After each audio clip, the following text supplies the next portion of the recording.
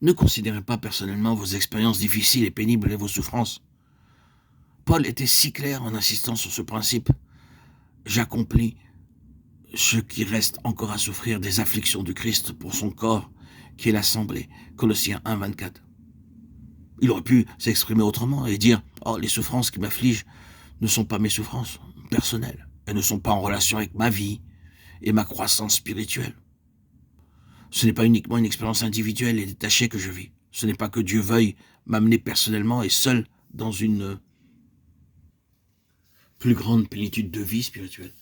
Ces choses sont en relation avec tout son corps. Croyez-le, ce sera une aide, car nous faisons partie de quelque chose de bien plus grand. Et nous serons un bien plus grand dessein que nous ne pourrions accomplir en tant qu'individus, quelle que soit notre connaissance du Seigneur. Il est infiniment plus précieux pour le Seigneur d'avoir un instrument organique pour la plus grande plénitude de Christ que d'avoir un certain nombre d'individus marchant avec lui. Ainsi, il agit envers un tel instrument de façon particulière et singulière. Ceux-ci vivent sous sa main des choses qui sont bien différentes. Mettez-vous à la place de Benjamin lors de l'arrivée du père de Joseph et de tous ses frères, réunis en une famille selon le bienfaisant dessein de Dieu. C'était une famille divisée, une famille dans un grand déclin spirituel. Les choses allaient mal. Dieu avait appelé cette famille par Abraham. Elle devait représenter sa pleine pensée parmi les nations. Et maintenant, elle était défaite.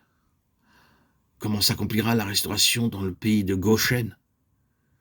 Comment se produira le changement afin de devenir l'Israël spirituel? Benjamin le petit en est la clé. Mais observez bien ces expériences.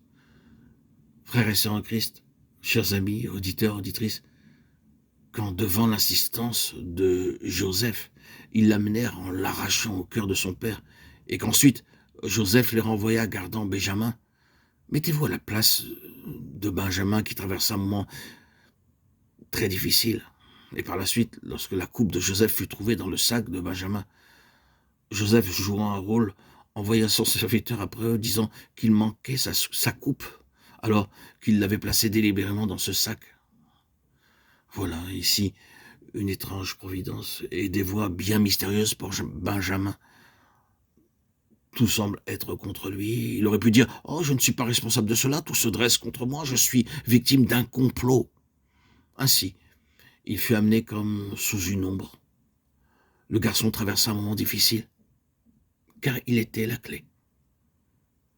De même pour Samuel. Samuel aura des moments difficiles, bien que cela sera différent avec lui. Nous ne pouvons pas développer en détail ces choses ici. Il suffit de discerner la nature particulière d'un instrument qui doit pourvoir à un besoin particulier. C'est le genre d'histoire bien différente que traversa cet instrument. Ainsi, nous ne pouvons pas juger les autres, ni juger notre position par rapport aux autres. De même que les autres ne devraient pas nous juger, seul le Seigneur sait ce qu'il fait.